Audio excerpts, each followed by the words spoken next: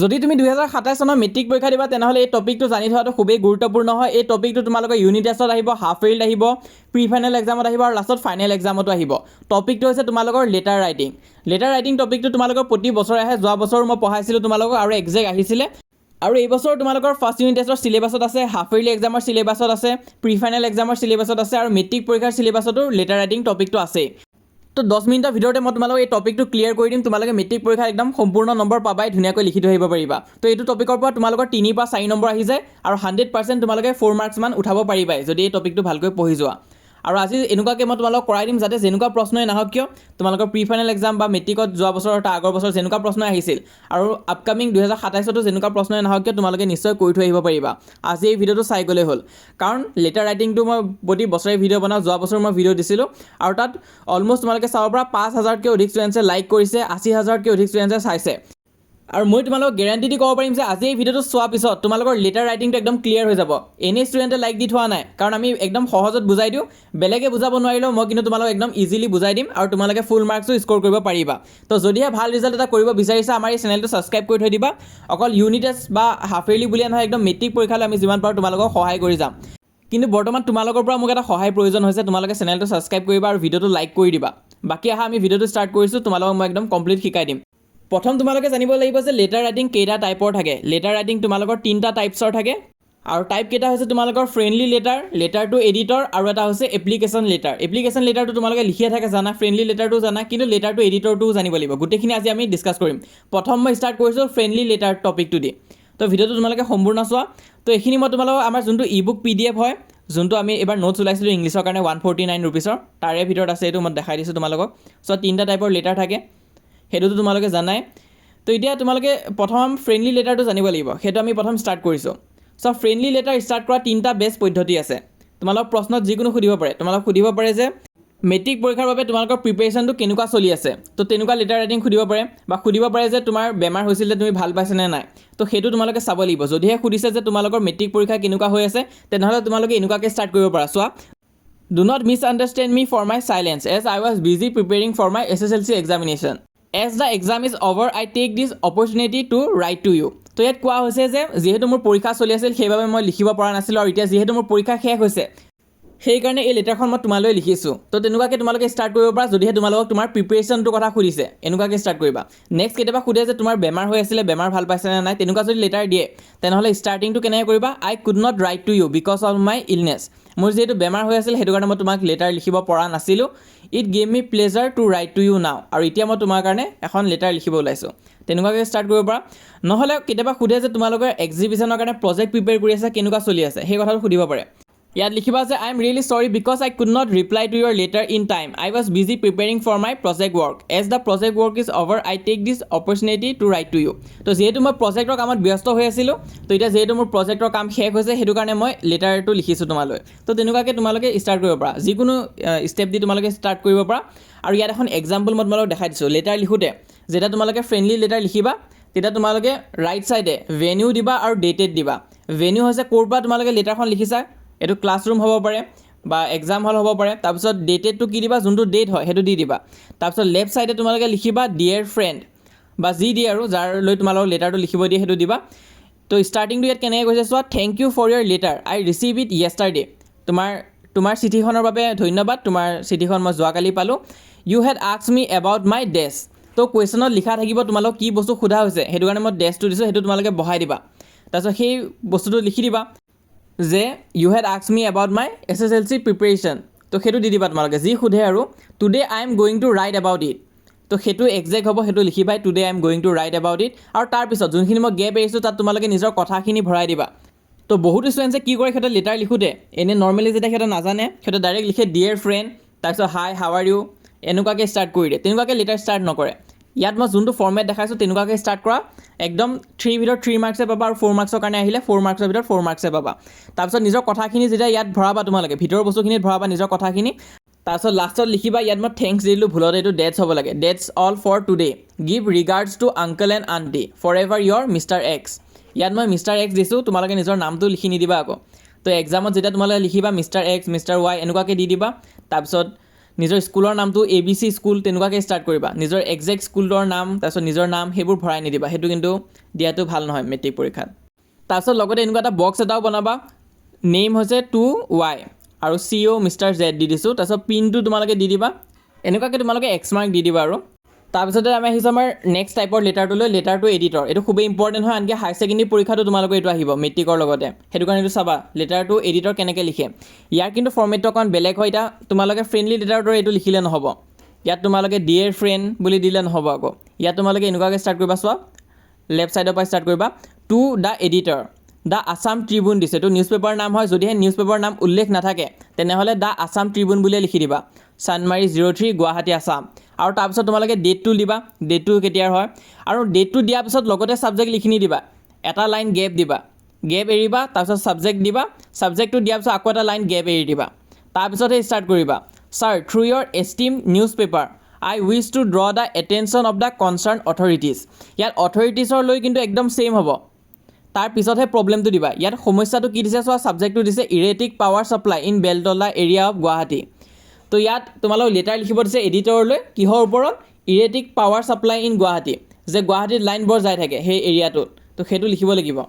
তো সেইখিনিলৈ চব ছেইম হ'ব। তাৰপিছত অথৰিটিজৰ পিছৰ কথাখিনি কিন্তু তোমালোকে নিজে বনাই লিখিব লাগিব, যে of the people of our area have to remain in darkness, আমাৰ অঞ্চলৰ মানুহবিলাকে আন্ধাৰত থাকিব লগা হয় বহুত ঘণ্টা জুৰি। During the evening and night the student suffer the most, আৰু ষ্টুডেণ্টে বেছিকৈ ভুগিব লগা হয়, কাৰণ সিহঁতে পঢ়িব লাগে আৰু ৰাতি সিহঁতে পঢ়িবই নোৱাৰিব যদিহে লাইন নাথাকে। তো সেইটো কাৰণে কোৱা হৈছে যে complaints made to the electricity board had not yield any result, আৰু যদিও কমপ্লেইন কৰা হৈছে কিন্তু কোনো ধৰণৰ ৰিজাল্ট আমি এতিয়ালৈ পোৱা নাই, সেই কথাটো ইয়াত উল্লেখ কৰা হৈছে।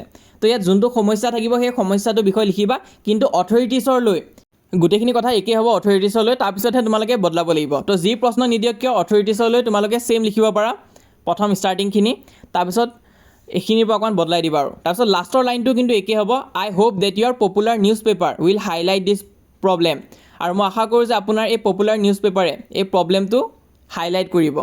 And soon effective measure will be taken, আৰু সোনকালে কিবা এটা ব্যৱস্থা লোৱা হ'ব। আৰু ইয়াত কি দিছোঁ, কনচাৰ্ণ চিটিজেন সচেতন নাগৰিক মিষ্টাৰ এক্স ডিষ্ট্ৰিক্ট জেড, ইয়াত নিজৰ ডিষ্ট্ৰিক্ট আৰু নামটো লিখি নিদিবা, এক্স আৰু জেড বুলি দি থৈ দিবা। তো ঠিক তেনেকুৱাকৈ এইটো হৈছে আমাৰ চেম্পল নম্বৰ 2। এতিয়া ধৰি লোৱা তোমালোকক প্ৰশ্নত সুধি দিলে যে প'ৰ কণ্ডিশ্যন অফ ৰোড, ৰাস্তা ঘাট যে বেয়া চাংচাৰি তাৰ বিষয়ে লিখিব দিছে।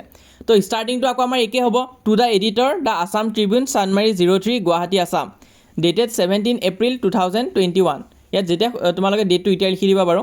বাকী ছাবজেক্টটো ইয়াত কি দিছে, poor condition of road in Changsari, তো ছাবজেক্টটো পিছত আকৌ গেপ এটা এৰিবা, তাৰপিছত লিখিবা sir through your esteemed newspaper I wish to draw the attention of the concerned authorities.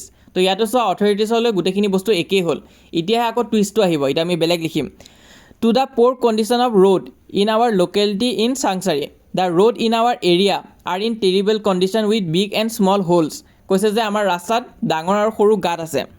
আৰু কোৱা হৈছে যে চোৱা on the road the people of telephone department have dug those holes, আৰু টেলিফোন ডিপাৰ্টমেণ্টৰ মানুহে সেই গাঁতখিনি খান্দিছে by side of the road because of it causes frequent accident, আৰু তাৰ বাবে এতিয়া কিন্তু বৰ সঘনে এক্সিডেণ্টবোৰ হৈ থাকে আমাৰ এৰিয়াটোত, সেই কমপ্লেইনটো দিয়া হৈছে।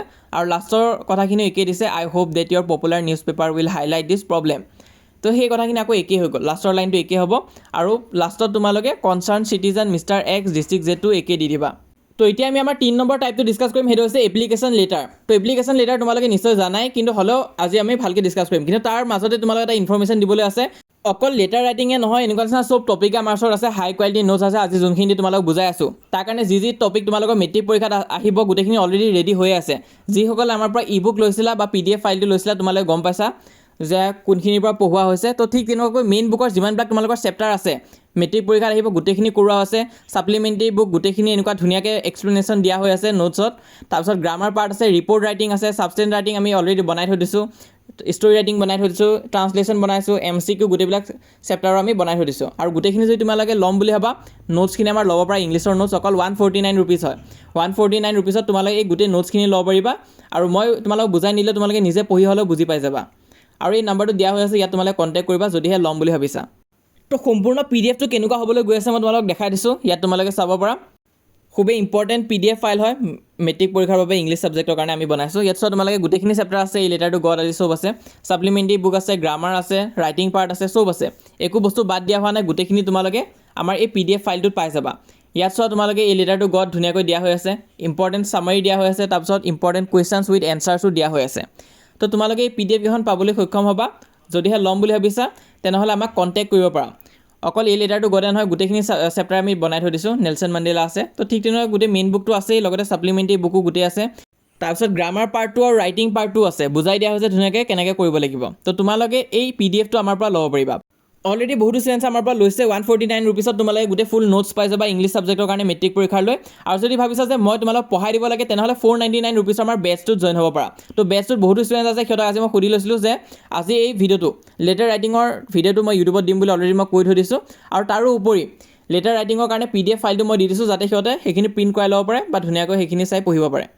তোমালোকে অকল 499 ৰুপিছ দি মানে গোটেই বছৰটোৰ কাৰণে পাই যাবাগৈ। গোটেই বছৰটোৰ কাৰণে তোমালোক ওৱান শ্বট লেকচাৰ দি দিয়া হ'ব, গোটেইখিনি চেপ্টাৰৰ তোমালোকে লেকচাৰ দি পাবা। ওৱান শ্বট লেকচাৰ থাকিব, মানে এটা লেকচাৰতে গোটেই চেপ্টাৰটো কমপ্লিট কৰি দিয়া হ'ব। তাৰোপৰি কিবা নোৱাৰিলে তোমালোকে 1-to-1 চাট আছে, মোক ডাইৰেক্ট তোমালোকে পাৰ্চনেলি সুধিব পাৰিবা। প্ৰতি সপ্তাহে দেওবাৰে এটা তাত পৰীক্ষা হ'ব, আৰু এই দেওবাৰে আমি এটা লেটাৰ ৰাইটিঙৰ পৰীক্ষা এটাও ল'ম। তো তোমালোকে আমাৰ বেটছটোত জইন হ'ব পাৰা। তো অলপ মই নিজে চাই দিম যে কি ভুল কৰি আছা, কি শুদ্ধ কৰিব লাগিব, চব মই চাই দিম। আৰু ইংলিছ ছাবজেক্টটো ভাল কৰাটো আমাৰ দায়িত্ব, তোমালোকে খালি পঢ়ি যাব লাগিব। তো ইংলিছৰ টিউশ্যন কৰিলে বা অকল নোটছ যদিও ল'ম বুলি ভাবিছা তেতিয়াও তোমালোকে কণ্টেক্ট কৰিবা 6003744242 সেইটো নম্বৰটোত তোমালোকে মেছেজ কৰিবা।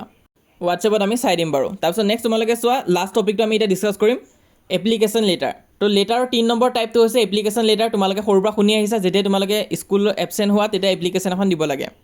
ইয়াৰ ষ্টাৰ্টিংটো কেনেকৈ হ'ব চোৱা, to the principal ABC Academy, Zoo Tiniali Road, Guwahati, Assam, তাৰপিছত ডেট আছে।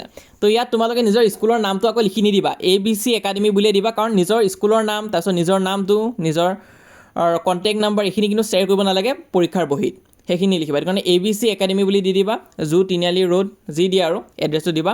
তাৰপিছত ডেট লিখি পেলাই এটা গেপ এৰিবা, গেপটোৰ পিছত ছাবজেক্ট লিখিবা, ৰিকুৱেষ্টিং লিভ ফৰ 3 days, 3 দিন ছুটি বিচাৰি এখন এপ্লিকেশ্যন পত্ৰ লিখা হৈছে, সেইটো কাৰণে এই ছাবজেক্টটো দিলোঁ আমি। তাৰপিছত আকৌ এটা গেপ এৰিবা, তাৰপিছত লিখিবা requested sir, most humbly and respectfully I beg to state that I shall not be able to attend school। তো সেইখিনিতো একেই লিখিবা, প্ৰথম লাইনখিনি একেই লিখিবা। তাৰপিছত ডেটটো কোনটোৰ পৰা কিমান ডেটলৈ তোমালোকে এবচেণ্ট থাকিবা সেইটো বহাই দিবা, ফ্ৰম 19 এপ্ৰিল to 21 এপ্ৰিল ইয়াত দিয়া হৈ আছে, ঠিক আছে। অন একাউণ্ট অফ মাই ইয়াত কি দিছে, ছিষ্টাৰ মেৰিজ। তো ইয়াত ছিষ্টাৰৰ মেৰিজৰ বাবে এবচেণ্ট হৈছোঁ, সেইটো কাৰণে মই ইয়াত ৰিজনটো লিখি দিছোঁ। তোমালোকৰ যদি বেমাৰ আদি হৈ আছে সেইটো তোমালোকে লিখিব পাৰিবা যে ডিউ টু হেডেক বা কি যি বেমাৰ আছে, ফিভাৰ, সেইটো লিখি দিবা তোমালোকে। তাৰপিছত লাষ্টৰ আকৌ পেৰেগ্ৰাফটো একেই হ'ব, therefore I kindly request you to grant me the leave of absent for the above mention dates and days, I shall remain ever grateful to you, thank you very much. এই কথাখিনিও একেই হ'ব, এইটো লিখিবই লাগিব। এই লাইনটো তোমালোকে লিখিবা, একজেক্ট লিখি দিবা, যি প্ৰশ্ন নাহক কিয়। আৰু পিছত তোমালোকে দিবা obediently yours mister X, mister Z, class X, roll number ... তো এনেকুৱাকৈ তোমালোকে লিখি দিবা, আৰু তোমালোকে ফুল মাৰ্কছ পাবাই। এই যোনটো ফৰ্মেট মই দেখাইছোঁ, কাৰণ ফৰ্মেটতো নম্বৰ থাকে, তোমালোকৰ লিখোঁতে অলপ ভুল চুল হৈছে যদিও নম্বৰ এটা পাই যাবা, যদিহে ফৰ্মেটটো শুদ্ধকৈ লিখা, আৰু ভুল নহ'লেতো তোমালোকে ফুল নম্বৰে পাই যাবাগৈ। লগতে কোনোবাই বেটছত জইন হ'লে কণ্টেক্ট কৰিবা বাৰু। এইটো হৈছে প্ৰাইচিংখিনি মই দেখাই দিছোঁ তোমালোকক। ফুল কোৰ্চটো ল'লে 499 ৰুপিছ, একদম মেট্ৰিকলৈ চাই দিয়া হ'ব ইংলিছ ছাবজেক্টটো। যদিহে দুৰ্বল হয় আমি ভালকৈ চাই দিম। আৰু এটা কথা, যদি তোমালোকৰ টিউশ্যনৰ কাৰণে সময় নাই কিন্তু নোটছখিনি ল'ব বিচাৰিছা, 149 ৰুপিছত ল'ব পাৰিবা। নম্বৰটো দিয়া হৈ আছে, নম্বৰটোত কণ্টেক্ট কৰিব পাৰা। তো এই নম্বৰটোত মেছেজ দিলেই হ'ল, বা তোমালোকে লাগিলে জনাবা আৰু। বাকী তোমালোকে চোৱা, এতিয়া কুৱেশ্যনখিনি তোমালোকে নিজে কৰিব পাৰিবা। কুৱেশ্যনটো কি সুধিছে, write a letter to your friend about exhibition you have seen recently.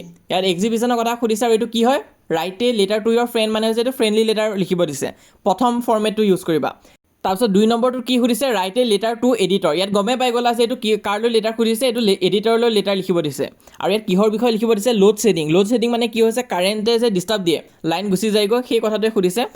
তো ইয়াত তোমালোকৰ ইলেক্ট্ৰিচিটি যে প্ৰব্লেম দিয়ে সেই কথাটোৱে সুধিছে, সেইটোৱে লিখিব লাগিব তোমালোকে। তাৰপিছত টেষ্ট পেপাৰটো যদি তোমালোকে চোৱা কি সুধিছে, ইয়াত চোৱা, ইয়াত তোমালোকে চোৱা 59 নম্বৰ যোনটো কুৱেশ্যন আছে সেইটো কি সুধিছে, এডিটৰলৈ লেটাৰ লিখিব দিছে। আৰু কিহৰ বিষয়, প্লাষ্টিক ৱেষ্টৰ ষ্ট্ৰিক্ট ৰুলছ লাগে। তাৰপিছত তাৰ তলৰটো কিন্তু লেটাৰটো এডিটৰে হয়, এডিটৰলৈ লেটাৰ লিখিব দিছে। এডিটৰলৈ লিখা লেটাৰটো বৰকৈ আহি থাকে, সেইটো কাৰণে অকণমান প্ৰেক্টিছ কৰিবা। মই দিয়ে দিছোঁ ফৰ্মেটটো কেনেকৈ লিখিব লাগিব। তাৰপিছত নেক্সট তোমালোকে চোৱা, right a letter two editor, আকৌ এডিটৰে আছে, এডিটৰে বেছিকৈ আহি থাকে, মানে ৰিপিট হৈ থাকে। ইয়াত কি সুধিছে, ৰোড এক্সিডেণ্টৰ কথা কৈছে।